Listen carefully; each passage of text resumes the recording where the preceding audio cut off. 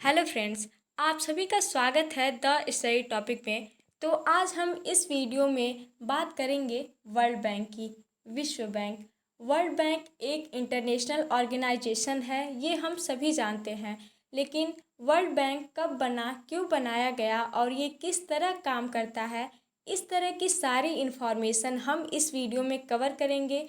आज हम the study topic के इस वीडियो में आपको मिलने वाली है वर्ल्ड बैंक से जुड़ी सभी खास जानकारी, इसलिए इस वीडियो को लास्ट तक ज़रूर देखें। ये जो हमारा टॉपिक है वर्ल्ड बैंक, ये एग्ज़ाम के लिए बहुत ही इम्पॉर्टेंट है और एग्ज़ाम में इसके क्वेश्चन ज़रूर पूछ लिए जाते हैं।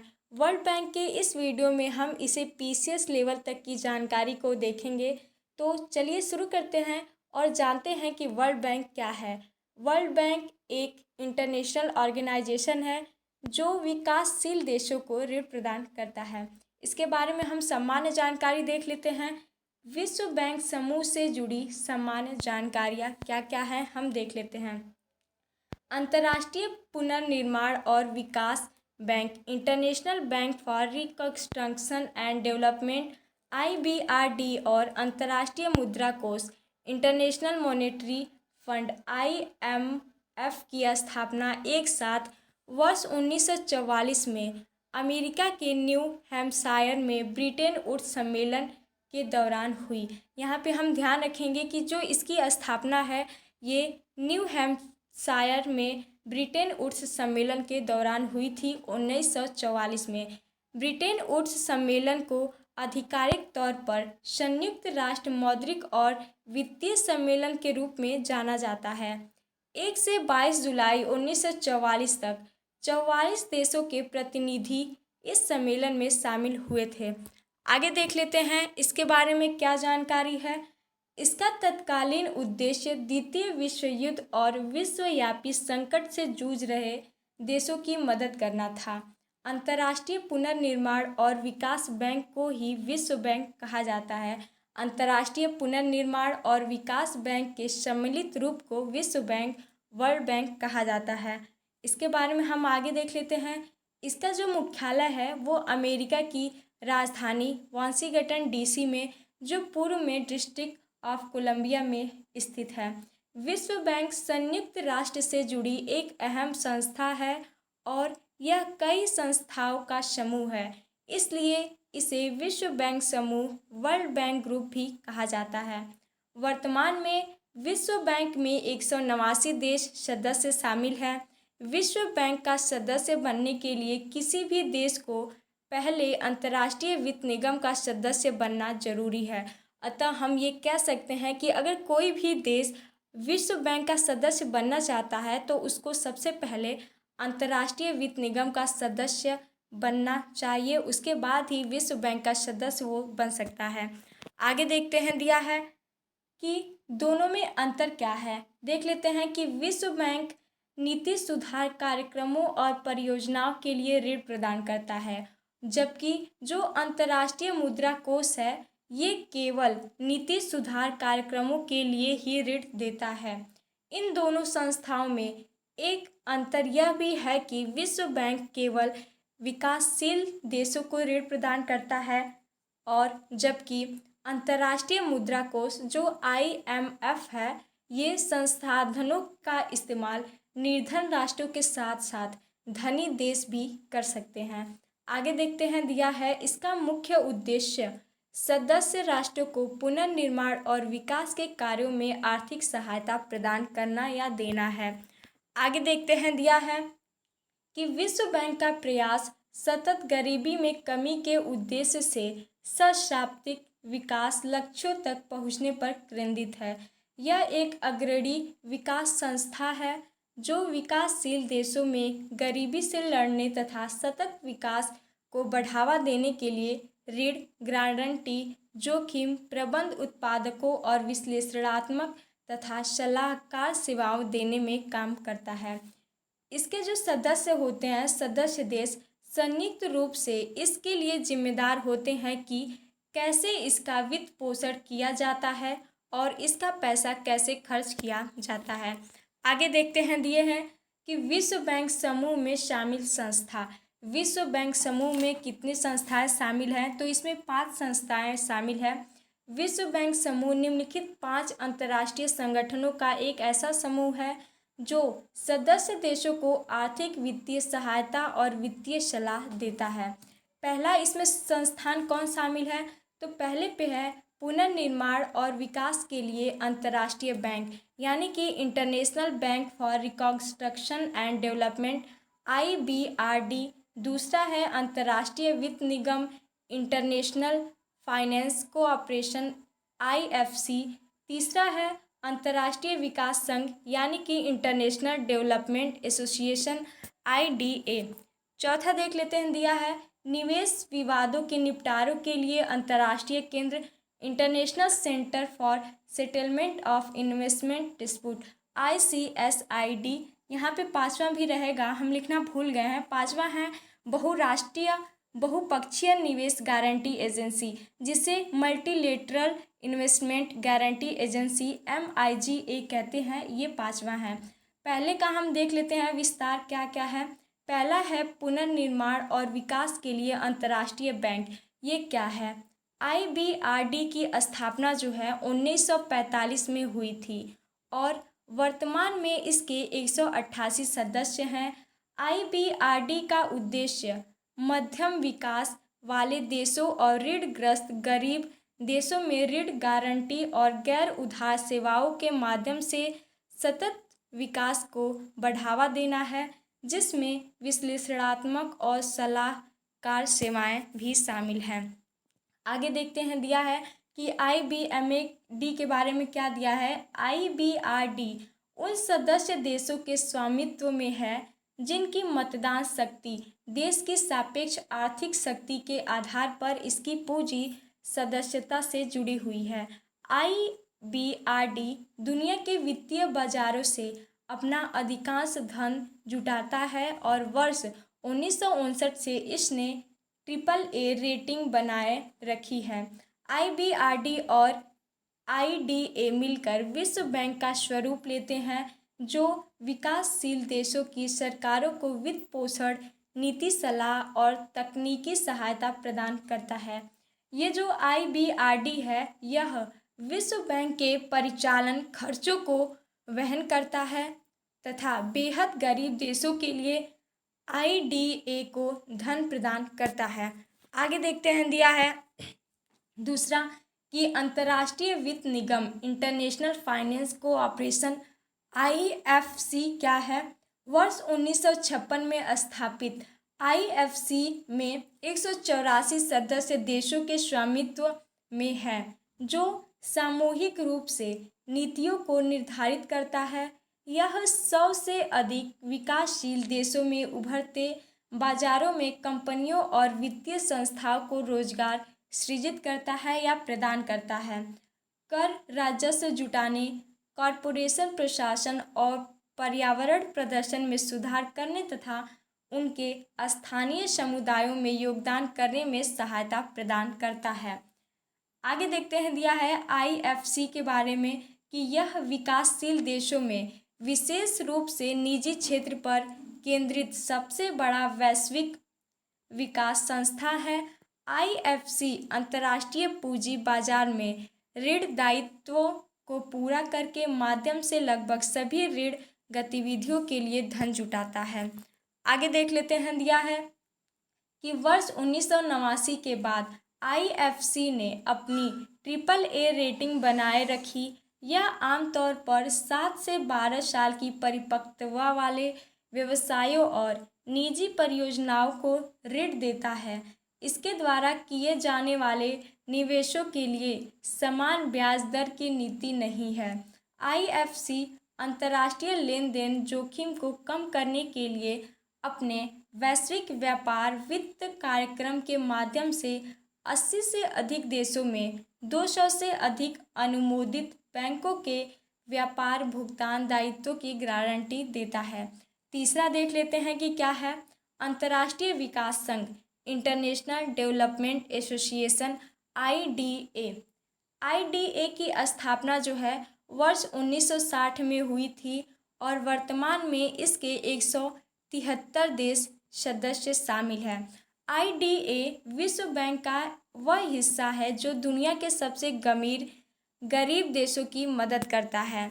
आगे देखते हैं, दिया है कि 173 शेयर धारक देशों द्वारा प्रबंधित IDA का उद्देश्य आर्थिक विकास को बढ़ावा देना, असमानताओं को कम करना और लोगों की जीवन स्थितियों में सुधार के लिए अनुदान प्रदान करना है।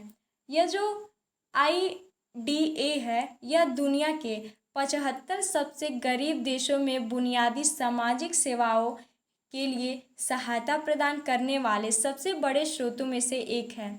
इसमें 39 अफ्रीका में है। ADA रियायती शर्तों पर ऋण देता है, अर्थात यह शून्य या बहुत कम ब्याज शुल्क देता है। पुनर्भुगतान 30 से 38 वर्ष तक किया जा सकता है, जिसमें 5 से 10 साल की छूट अवधि भी शामिल है। यह समानता, आर्थिक विकास, रोजगार सृजन, उच्च आय और बेहतर जीवन स्थितियों का समर्थन करते हुए सहायता प्रदान करता है। प्राथमिक शिक्षा, बुनियादी स्वास्थ्य सेवा, स्वच्छता और स्वच्छ पानी, कृषि, व्यापार, जलवायु सुधार, बुनियादी ढांचा और संस्थागत सुधारों के लिए भी IDA सहायता प्रदान करता है। आगे देखते हैं, दिया है चौथा कि निवेश विवादों के निपटारों के लिए अंतर्राष्ट्रीय केंद्र international centre for settlement of investment dispute ICSID वर्ष 1966 में स्थापित।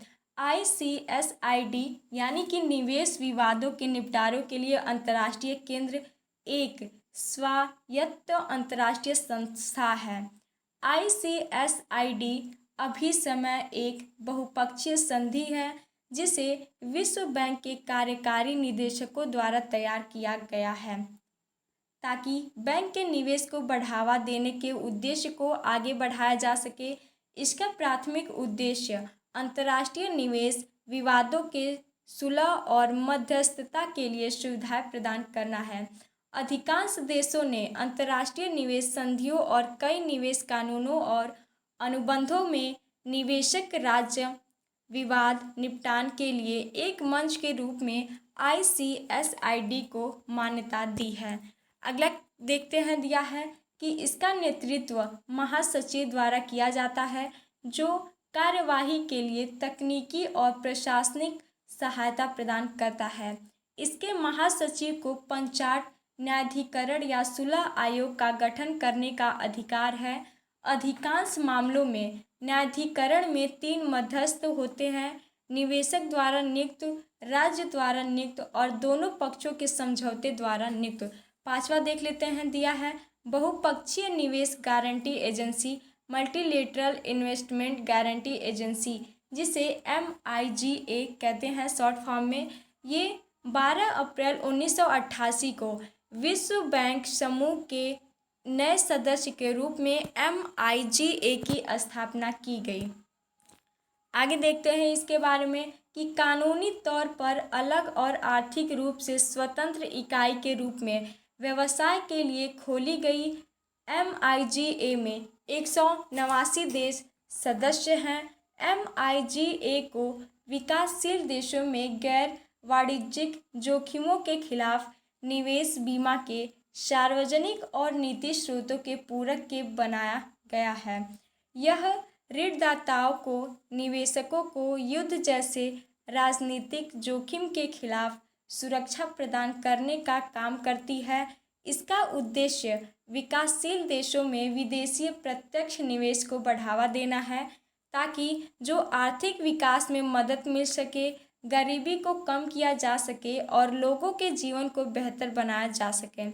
MIGA का गठन विकासशील देशों में गैर वाणिज्यिक जोखिमों के खिलाफ निवेश और बीमा के सार्वजनिक और निजी स्रोतों के पूरक के तौर पर किया गया था। आगे देख लेते हैं, दिया है कि जो MIGA है, इन जोखिमों में मुद्रा की अनिश्चितता और हस्तांतरण प्रतिबंध, सरकार का विघटन, युद्ध, आतंकवाद और नागरिक गड़बड़ी, अनुबंध का उल्लंघन तथा वित्तीय दायित्व के निर्वहन से भटका की स्थिति आदि शामिल है। देख लेते हैं कि विश्व बैंक समूह की सदस्यता, इसमें क्या क्या सदस्यता हैं देख लेते हैं इसके बारे में। वर्ल्ड बैंक ग्रुप के बारे में, IBRD के आर्टिकल्स ऑफ एग्रीमेंट के तहत बैंक का सदस्य बनने के लिए किसी देश को पहले अंतर्राष्ट्रीय मुद्रा कोष IMF में शामिल होना अनिवार्य है, तभी वे विश्व बैंक समूह की सदस्यता ले सकते हैं। आगे देखते हैं इसकी शर्तें क्या हैं। IBRD की सदस्यता मिलने पर ही IDA, IFC और MIGA की सदस्यता मिलती है। ICSID में सदस्यता IBRD के सदस्यों के लिए उपलब्ध होती है, किंतु जो IBRD के सदस्य नहीं है लेकिन party of international court of justice ICJ के सदस्य हैं, उन्हें ICSID प्रशासनिक परिषद के आमंत्रण पर सब अपने सदस्यों के 2/3 वोट का समर्थन मिलने पर ही सदस्यता दी जा सकती है। देख लेते हैं कि विश्व बैंक समूह और भारत का वर्ल्ड बैंक से कैसे रिलेटेड है, इसका संबंध कैसे है। देख लेते हैं कि भारत ब्रिटन वुड्स में किए गए समझौतों के मूल हस्ताक्षरकर्ताओं में से एक था, जिसने इंटरनेशनल बैंक फॉर रिकंस्ट्रक्शन एवं डेवलपमेंट IBRD और अंतर्राष्ट्रीय मुद्रा कोष IMF की स्थापना की। भारत वर्ष 1956 में IFC और 1960 में IDA के संस्थापक सदस्यों में भी शामिल था।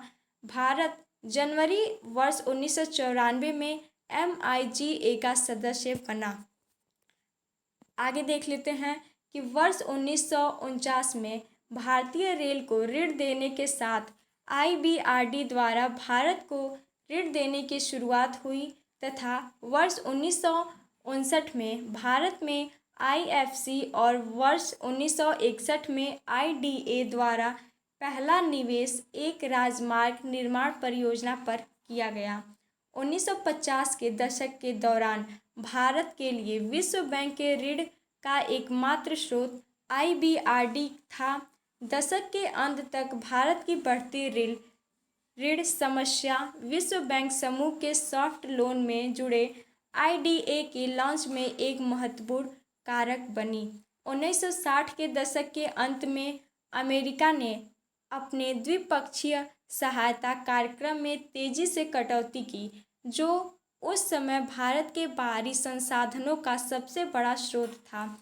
तब से ही विश्व बैंक आधिकारिक तौर पर दीर्घकालीन वित्त के सबसे महत्वपूर्ण स्रोत के रूप में उभरा है।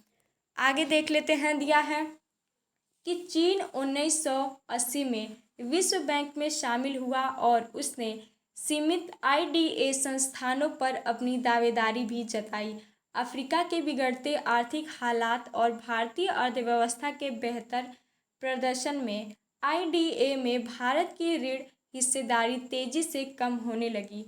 1980 के दशक के दौरान विश्व बैंक ने नीतियों में सुधार और आर्थिक उदारीकरण पर जोर दिया। यह भारत में बुरे दौर से गुजर रहे सार्वजनिक संस्थानों को ऋण देता रहा और भारत की बंद अर्थव्यवस्था की आलोचना को लेकर मौन साधे रहा। आगे देखते हैं, दिया है कि वर्ष 1991 में के व्यापक आर्थिक संकट के बाद परिस्थितियों में तेजी से बदलाव आया। इसके बाद संरचनात्मक समायोजन कार्यक्रम SAP के अंतर्गत ऋण देने के लिए विश्व बैंक के लिए भारतीय महत्वपूर्ण देश बन गया, क्योंकि उसने वित्त, कराधान और निवेश तथा बिजनेस आदि क्षेत्रों में नीतिगत सुधारों के लिए सहमति जताई थी। भारत को वर्तमान में मिश्रित देश के रूप में वर्गीकृत किया गया है और इसे निम्न मध्यम आय से मध्यम आय में जाने वाले देश के रूप में परिभाषित किया गया है तथा IDA और IBRD दोनों से ऋण लेने के लिए योग्य देश है। आगे देखते हैं, दिया है कि विश्व बैंक के IBRD से सबसे अधिक ऋण लेने वाला देश भारत है। 2015 से 2018 के बीच विश्व बैंक ने भारत को लगभग 10.2 बिलियन डॉलर का ऋण प्रदान दिया है। विश्व बैंक समूह ने 2019 से 22 की अवधि में भारत के लिए 25 से 30 बिलियन डॉलर की योजनाओं के लिए ऋण प्रतिबद्धता को मंजूरी दी है। देख लेते हैं आगे कि विश्व बैंक सुधार क्या है। विश्व बैंक पर यह आरोप लगता है कि यह अपने एसएपी के जरिए विश्व में पूंजीवाद के उद्देश्यों को पूरा करता है और अमीर देशों को वर्चस्व रहता है। आगे देख लेते हैं कि यह एसएपी मुक्त बाजार के लिए आर्थिक नीति में सुधारों का एक समूह है जो विश्व बैंक द्वारा विकासशील देशों पर ऋण प्राप्ति की शर्त के रूप में लागू किया है। यह तर्क दिया जाता है कि एसएपी नीतियों ने स्थानीय और वैश्विक दोनों ही स्थितियों में अमीर और गरीब के बीच की खाई को बताया है। उभरती हुई नई आर्थिक शक्ति विशेष रूप से भारत और चीन तथा दुनिया के कुछ अन्य एशियाई एवं कुछ लैटिन अमेरिकी देशों को विश्व बैंक में उचित स्थान और भूमिका दी जानी चाहिए। आगे देखते हैं दिया है कि विश्व बैंक अपने आप को बदलती विश्व व्यवस्था के अनुकूल ढालने में विफल रहा है, इसलिए तेजी से आगे बढ़ रही भारत और चीन जैसी अर्थव्यवस्थाओं के ने Asia infrastructure investment bank AIIB की स्थापना की है। विश्व बैंक में सुधार वर्तमान विश्व व्यवस्था को पुनर्जीवित करने और बढ़ती शक्तियों को विकासशील देशों को इस संस्था में एक सार्थक आवाज़ देने के हिस्से के रूप में बेहद आवश्यक है। इसके साथ ही हमारी वीडियो ख़त्म होती है। अगर आपको हमारी वीडियो पसंद आई हो तो वीडियो को लाइक ज़रूर करें और ज़्यादा से ज़्यादा शेयर करें ताकि सबको हेल्प मिल सके। हम अपने चैनल द स्टडी टॉपिक पे एग्ज़ाम से रिलेटेड बहुत ही इंपॉर्टेंट टॉपिक्स को कवर करते रहते हैं, इसलिए हमारे चैनल द स्टडी टॉपिक से ज़रूर जुड़े रहें। मिलते हैं एक ऐसे ही टॉपिक के साथ अगले वीडियो में। Thank you. Have a nice day.